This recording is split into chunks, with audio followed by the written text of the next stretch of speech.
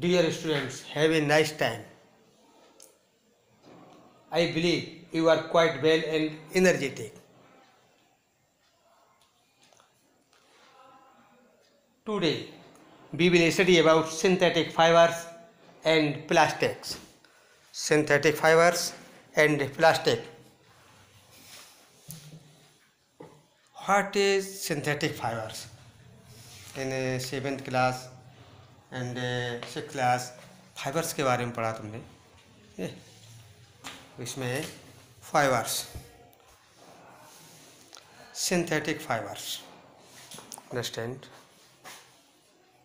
synthetic fibers and natural fiber. What is the difference between synthetic fibers and natural fibers?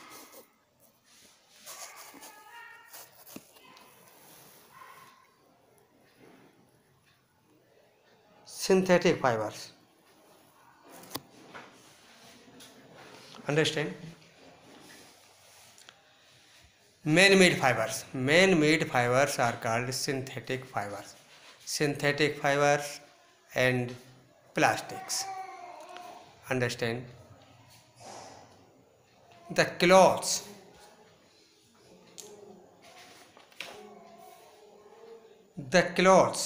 which we wear are made of fabrics. जो भी हम पोशाक पहनते हैं, कपड़े पहनते हैं, ये पोशाक जो है वो कपड़ों की बनाई जाती है। किसकी बनती है? Fabrics. Fabrics are made from fibers obtained from natural और artificial source. जो भी कपड़े प्राकृतिक अथवा कृत्रिम स्रोतों से प्राप्त रेशों फाइबर्स से बनाए जाते हैं. Can you name some natural fibres? क्या आप कुछ नेचुरल फाइबर्स के नाम जानते हो? बता सकते हो? सोचिए. Fibers are also used for making a large variety of household articles.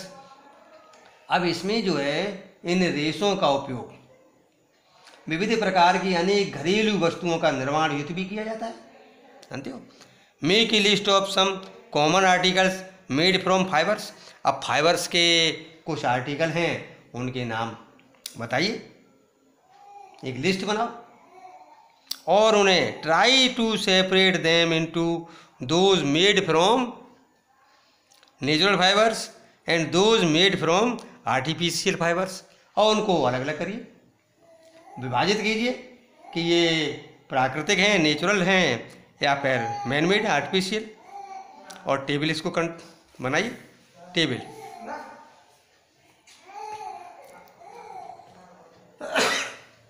Cotton clothes. तुम इसके अलावा और भी कुछ लिख सकते हो. कॉटन क्लॉथ कैसा है? ये natural fibre. And woollen socks natural. ऊनी woollen socks. Woollen sweater natural है, ये भी नेचुरल फाइबर्स का बना हुआ है. Nylon sari artificial. Nylon sari जो है artificial. And polyester shirt artificial. Polyester shirt जो है वो भी आर्टिफिशियल की बनी है. तो इस प्रकार से और भी लिस्ट बना सकते हो. देखिए क्या क्या मतलब जो है किसकी लिस्ट बना सकते हो, बनाइए. Why did you label some fibres as artificial? अब इसमें कुछ को आर्टिफिशियल क्यों कहा? You have read in your previous classes that natural fibres like cotton, wool, silk etcetera are obtained from plants और एनिमल्स. तो इसमें जो प्लांट्स या एनिमल्स से जो भी रेशे प्राप्त होते हैं, समझे, उनको हम जो है आर्टिफिशियल कहते हैं, वो मतलब जो है नेचुरल कहते हैं. जैसे fibres, natural fibres like cotton, wool, silk are obtained from plants और एनिमल्स. इनको जो प्लांट्स और एनिमल्स से प्राप्त होते हैं, ये कपास, ऊन, रेशम आदि पौधों अथवा जंतुओं से प्राप्त होते हैं. और अदर साइड में The synthetic fibers on the other hand are made by human beings. जबकि सिंथेटिक फाइबर, संश्लेषित रेशे, सिंथेटिक फाइबर मनुष्यों द्वारा बनाए जाते हैं. इसलिए वे संश्लेषित अथवा मानव निर्मित कहलाते हैं. That is why these are called synthetic और man made fibres, man made fibres. तो इस प्रकार से इनको जो है मैन मेड फाइबर्स। यहाँ पर एक क्वेश्चन भी बनता है, व्हाट इज सिंथेटिक फाइबर्स। तो इसका आंसर जो है इसमें सिलेक्ट करेंगे सिंथेटिक फाइबर्स। नेक्स्ट है व्हाट आर सिंथेटिक फाइबर्स। अभी सिंथेटिक फाइबर्स क्या है, what are synthetic fibres, what are synthetic fibres, understand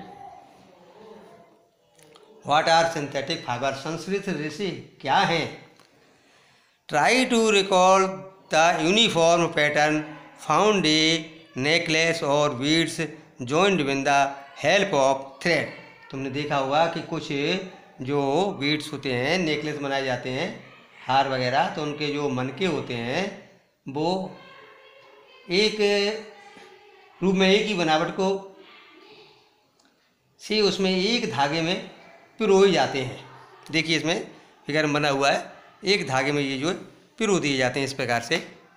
ये इसमें एक मन का जो है एक यूनिट है और कई को मिलाकर उसको मिलाकर के एक जो है ये माला बन जाती है, माला जो है वो बन जाती है। ट्राई टू जॉइन कर दिए उसमें number of paper clips together to make a long chain as in figure 3.1 B is there is similarly between the two. अब इसमें एक यूनिट है उसको जो है कई मिला करके एक लॉन्ग चेन बना दी गई है। जैसे कि बच्चे लाइन खड़े हो जाते हैं तो एक लाइन लंबी लाइन कहलाती है और उसकी यूनिट क्या है, एक स्टूडेंट जो है उसकी यूनिट है। ऐसी इसकी यूनिट क्या है, एक मन का जो है ये इसकी यूनिट है। ऐसे ही हम फ्लावर फूलों की माला बनाते हैं तो एक फूल जो है उस माला की यूनिट है, समझे। Beads and paper clips joined to form a long chain, और इस प्रकार से एक लॉन्ग चेन प्राप्त होती है, एक जो है लॉन्ग चेन। इसी प्रकार से केमिकल में a synthetic fibre is also a chain of small units joint together, understand dear students. यहाँ पर जो है केमिकल्स की जो एक मॉलिक्यूल्स है उसकी कई चेन्स बन जाती है जी। Each small unit is actually एक केमिकल सबस्टेंस, तो एक यूनिट जो है वो केमिकल सबस्टेंस है। Many such small units combine to form a large single unit called polymer. इस प्रकार से कई यूनिट्स मिलकर के एक लंबी चेन बन जाती है, उसको पॉलीमर कहते हैं। जैसे एक फूल जो है फिर कई फूल मिलकर के माला बनाते हैं, तो इसी प्रकार से जो सबस्टेंस मिलकर के यूनिट्स प्राप्त होती है उसको पॉलीमर कहा जाता है। यहाँ पर क्वेश्चन है what is polymer. The word polymer comes from two Greek words, poly meaning many and mer means part unit. So polymer made of many repeating units. Poly means many, जैसे polytechnic ऐसा college जिसमें बहुत सी technique पढ़ाई जाती हूँ, जिनका study कराया जा रहा हो कि पॉलीटेक्निक पढ़ो, तो पॉली मीन्स होता मैनी टेक्निक। यहाँ पर polymers many units is made of many repeating units, तो रिपीटिंग यूनिट्स है। नेक्स्ट है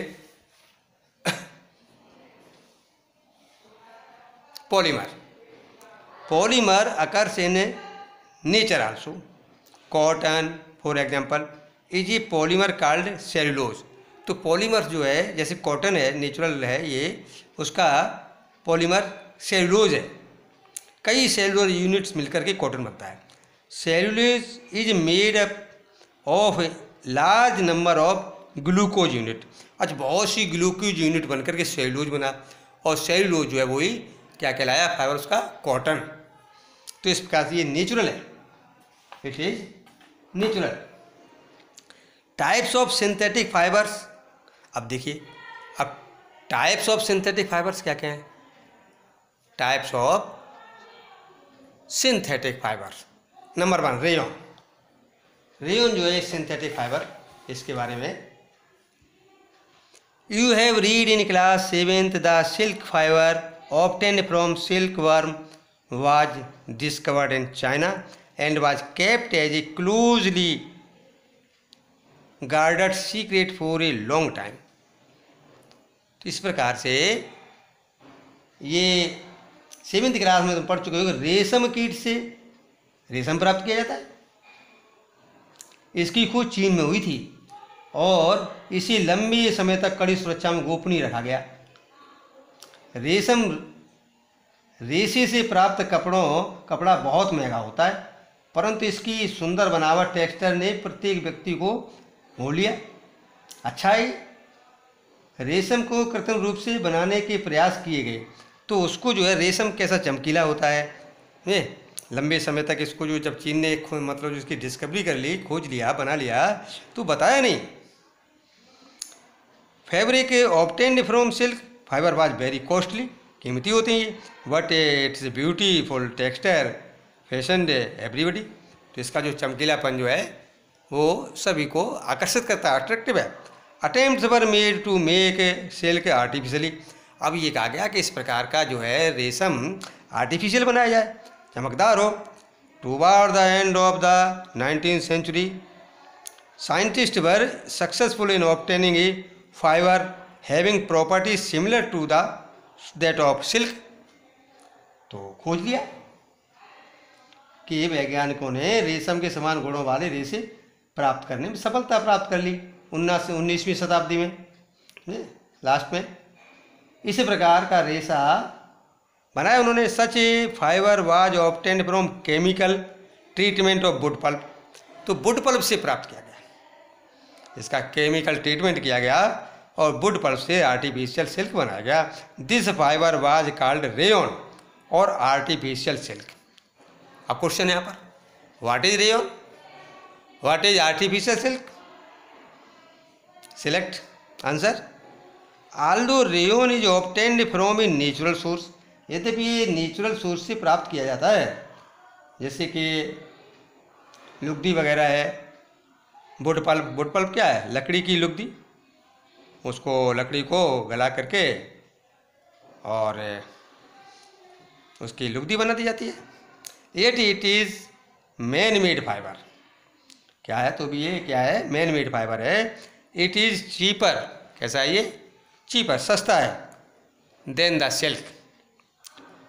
silk and can be woven like silk fibre. और ये एक सिल्क फाइबर की तरह ही बुना जा सकता है। सस्ता है, ये रेशम से सस्ता होता है, परंतु इसे रेशों के समान बुना जा सकता है। आर्टिफिशियल सिल्क का है। और it can also be died in a wide variety of colours. इनको बहुत कलर भी कैसे रंगा जा सकता है। इसे रंगों की कई किस्मों में रंगा जा सकता है। तो rayon is mixed with cotton to make bed sheets और mixed with wool to make carpets. तो इसकी तरह तरह के उपयोग हैं। रेयन को कपास के साथ मिलाकर बिस्तर की चादरें बनाते हैं, अथवा ऊन के साथ मिलाकर कालीन या गलीचा बनाते हैं। कालीन या गलीचा इस प्रकार से प्राप्त करते हैं। ठीक है, आर्टिफिशियल मेड ऑफ रेयन, इस प्रकार से। नेक्स्ट है सेकंड नंबर नायलॉन। नायलॉन जो है काफ़ी मजबूत है। ये नायलॉन जो है एक मानव निर्मित रेशा, ये भी artificial. Nylon is another man made fibres. In 1931 it was made without using any natural raw material. जैसे कि रेयन बनाया गया, लेकिन ये नहीं, रेयन में तो नेचुरल वुड पल्प लगा, लेकिन यहाँ पर जो है कोई भी नेचुरल रॉ मटेरियल नहीं यूज किया गया फ्रॉम प्लांट और animals. It was prepared from coal. Understand, nylon कैसे बनता है? Coal, water and air. It was the first fully synthetic fibre. तो पूछा जाए सबसे पहले कौन सा पूर्ण रूप से सिंथेटिक फाइबर है? ये तो ये इसका निर्माण जो है रेयन का कोयले, जल और वायु से किया गया। ये प्रथम पूर्ण रूप से संश्लेषित रेशा था। Nylon fibres was strong, elastic and light. It was lustrous and easy to wash, so it become very popular for making clothes. तो नायलॉन रेशा प्रबल, प्रत्यास्थ और हल्का था। यह चमकीला और धुलने में सुगम था, अतः यह कपड़ों के निर्माण हेतु बहुत प्रचलन, इसका जो है बहुत प्रचलन हुआ। इसका नाम की भी कहानी एक इसको जो है न्यूयॉर्क और लंदन में इसका अधिक व्यापार किया गया, इसके लिए इसको न्यूयॉर्क का NY ले लिया और लंदन का LON, तो इसका नाम रख दिया नायलॉन। तो nylon fibre was strong, elastic and light, it was lustrous and easy to wash, so it because very popular for making clothes. We use many articles made from nylon such as socks, ropes, tents, toothbrushes, car seat, belts, sleeping bags, curtains, etc. मतलब nylon का बहुत अधिक उपयोग है। Nylon के निर्माण में कई वस्तुओं का उपयोग करते हैं, जैसे कि जुराबें, सॉक्स क्या है, रस्से, तंबू, दांत साफ करने का बुरुश, कारों की सीट के पट्टे, संशोधित बैग, थैला, पर्दे आदि का निर्माण जो है ये नायलॉन से किया जाता। तो नायलॉन का बहुत अधिक उपयोग है। देखिए इस प्रकार से इसमें ये सब दिया है, नायलॉन से निर्मित विभिन्न प्रकार की वस्तुएं हैं ये नायलॉन से निर्मित। और is nylon fibre really so strong that we can make nylon parachutes and ropes for rock climbing. तो वास्तव में जो ये नायलॉन जो है काफ़ी मजबूत रेशा है, ये काफ़ी जो है मजबूत रेशा है। देखिए इसमें जो है किस प्रकार से क्लाइंबिंग, ये use of the nylon fibres, ये पैराशूट वगैरह में, और जो पर्वतारोही हैं वो इसको जो है चढ़ने में इसका उपयोग करते हैं। तो इस प्रकार से ये काफ़ी मजबूत होता है। Nylon also used for making parachutes and ropes for rock climbing. A nylon thread is actually stronger than A steel wire. तो नायलॉन क्लॉथ जो है काफ़ी मतलब मजबूत होता है। इस प्रकार से देखेंगे हम, ये एक्टिविटी 3.1 है। इसमें take an iron stand with a clamp, take the cotton thread about 860 centimetre length, tie it to the clamp to that is hangs freely from it is shown. इस पर ये दिया गया है, इस प्रकार से ये लेंगे और इसमें जो है रेशा, एक रेशा लेंगे सभी का और उसकी फिर जो बेट करेंगे, ए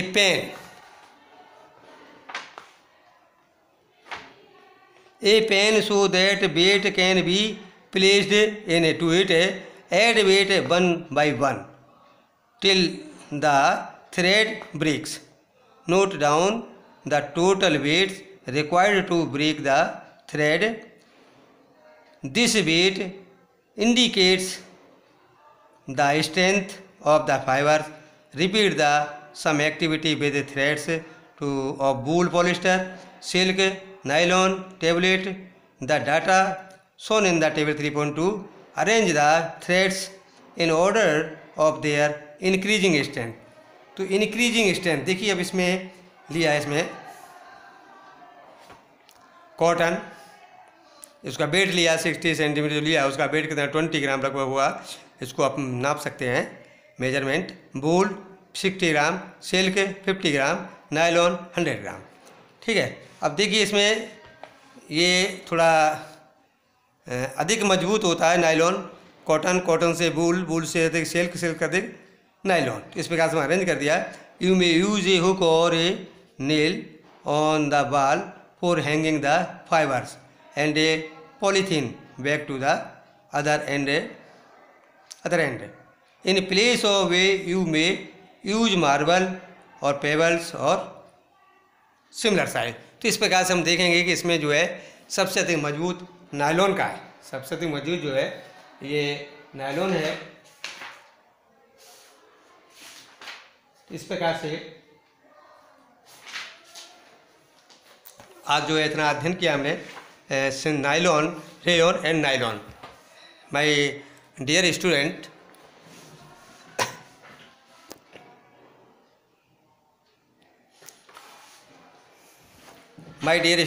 to get recent videos of science, please subscribe and press bell icon, like, share and best of luck. Next video में हम आगे जो है पॉलिस्टर, एक्रिलिक रेशों के बारे में पढ़ेंगे. Best of luck. ओके.